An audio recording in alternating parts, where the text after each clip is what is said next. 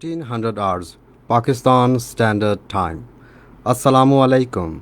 This is Radio Pakistan. The news read by Munib Ahmed. The headlines. Prime Minister has reaffirmed Pakistan's strong determination to continue to play its role for peace and stability in Afghanistan. Pakistan has lodged strong protest with France over systematic resurgence of blasphemous acts of republication of caricatures of the Holy Prophet Hazrat Muhammad sallallahu alaihi wasallam, Khatamun Nabiyyin, and desecration of the Holy Quran there. Economic Coordination Committee has decided to propose the Cabinet 1600 rupees as minimum support price for 2020-2021 wheat crop. Information Minister says some political parties are committing a mistake of provoking people against national institutions for their political interests. Kashmiris on both sides of the line of control and the world over will observe Black Day tomorrow to convey the international community that they reject India's illegal occupation of their motherland. In Syria, 50 fighters were killed in an airstrike on the rebels' training camp in Idlib province today. And now the news in detail. Prime Minister Imran Khan has reaffirmed Pakistan's strong determination to continue to play its role for peace and stability in Afghanistan. Addressing Pakistan-Afghanistan Trade and Investment Forum in Islamabad today, he said peace in Afghanistan is important for promotion of trade and economic activities in the region to bring prosperity and provide jobs to the people. Referring to the belligerent posture of Indian government against Pakistan and the Muslim population, especially those in Indian illegally occupied Jammu and Kashmir, the Prime Minister said Pakistan is concerned as India can use the Afghan territory to destabilize Pakistan. Imran Khan said contacts with the business community of Afghanistan are being enhanced to benefit from each other's experiences and give impetus to the trade and economic relations. In his remarks on the occasion, Speaker of Afghan Volasi Jirga, Mir Rahman Rahmani, said Afghanistan values the contribution of Pakistan to the Afghan peace process. He stressed the need for enhancing parliamentary contacts between the two countries. The ambassador of France to Pakistan was called to the Ministry of Foreign Affairs today to convey the deep concerns over the recent systematic resurgence of blasphemous acts of republication of caricatures of the Holy Prophet Hazrat Muhammad sallallahu alaihi wasallam, Khatamun Nabiyyin, and the desecration of the Holy Quran by certain irresponsible elements, according to press release of Foreign Office. The spokesperson of the office underscored that such illegal and Islamophobic acts hurt the sentiments of Muslims across the world, including those in Pakistan. Furthermore, such actions could not be justified in the name of freedom of expression.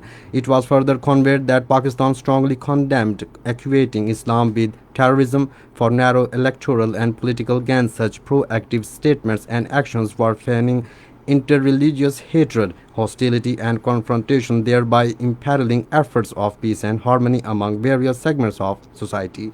It was emphasized that such actions and statements would further divide peoples and civilizations and undermine the global aspirations of peaceful coexistence as well as social and interfaith harmony.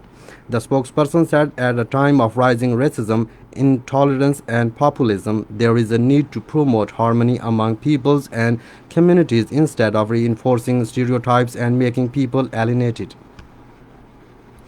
The government has declared 12th Rabiul Awwal falling on upcoming Friday as public holiday. The Ministry of Interior has issued a notification in this regard. Turkey's Minister of National Defense General Hulusi Akar, retired, called on Chief of Army Staff General Qamar Javed Bajwa in Rawalpindi today. During the meeting, views were exchanged on issues of mutual interest, including regional stability as well as defense and security cooperation. The army chief said both countries share great history of brotherly relations, which is being transformed into enduring partnership. The dignitary commended the role of Pakistan for regional peace and stability, especially the efforts of Pakistan Army in battling the scourge of terrorism. The Economic Coordination Committee has decided to propose the Cabinet 1600 rupees as minimum support price for 2020-2021 wheat crop. The decision was taken during the committee's today's meeting held in Islamabad with advisor to the Prime Minister on Finance Dr. Abdul Hafiz Sheikh in the chair. The meeting was briefed that the support price mechanism plays a pivotal role in boosting wheat production by increasing profit of farmers, and it also stabilizes market. The ECC was also apprised that till January next, Trading Corporation of Pakistan will be able to secure 1 million metric tons of wheat through international bidding. Minister for Information and Broadcasting Shibli Faraj says some political parties are committing a mistake of provoking people against national institutions for their political interests. In a tweet today, he said these institutions carry the status of the foundation of survival and security of a country. The minister said the elements wanted by law enforcement agencies are trying to misguide people. He said Imran Khan will not give in against their pressure. Kashmiris on both sides of the line of control and the world over will observe Black Day tomorrow to convey the world that India has occupied their motherland illegally and against their aspirations. According to Kashmir Media Service, protest marches, rallies and seminars will be held in Srinagar and other parts of the occupied territory to condemn the invasion of Jammu and Kashmir by Indian Army on 27th October 1947, as well as revocation of Kashmir's special status by Modi-led fascist regime on August 5 last year. The day will be marked by complete shutdown in the territory, call for which has been given by all parties Hurriyat Conference leader, Hurriyat Forum led by Mirwais Umar Farooq, Democratic Freedom Party and other pro-freedom organizations. Meanwhile, the Modi-led fascist India suffered embarrassment when local police foiled the BJP RSS plan to host Indian flag in Srinagar on the eve of the Black Day. The BJP workers who tried to host the flag on Clock Tower at Lal Chowk in Srinagar were arrested by Kashmir police. At least two more attempts made by Hindu extremists to host the Indian flag at the Jammu headquarters of Mehbooba Mufti-led PDP were also thwarted by police. U.S. Secretary of State Mike Pompeo and Defense Secretary Mark Esper arrived in New Delhi today on a two-day visit to India. Pompeo will go on from India to Sri Lanka, the Maldives and Indonesia. In Syria, 50 fighters were killed in an airstrike on the rebels' training camp in Idlib province today. A spokesman for the Turkey-backed Syrian opposition groups, Youssef Homoud, said the airstrike was believed to be carried out by Russia.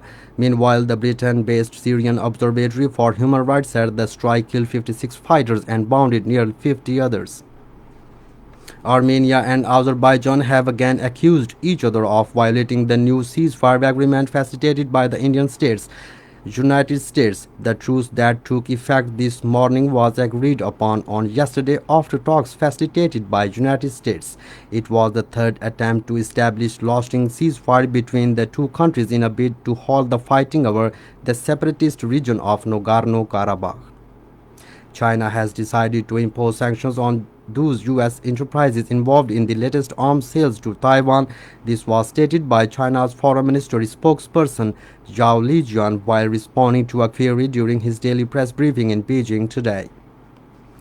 Japan and the United States began major military exercise around Japan today, involving air, sea and land forces. The Keen Sword exercise is the first big drill since Yoshihide Suga became Japan's prime minister last month, with a vow to continue the military build-up aimed at countering China. The 10-day drill involves dozens of warships, hundreds of aircraft, and 46,000 soldiers, sailors, and marines from both countries. It also includes cyber and electronic warfare training for the first time. And finally, the weather. Mainly dry weather is likely to prevail in most parts of the country and hot in southern areas while cold in northern areas during the next 24 hours. And that is the end of the news. For more news and analysis, log on to our website radio.gov.pk and also watch live video streaming of our bulletins on the link facebook.com/Radio Pakistan News Official.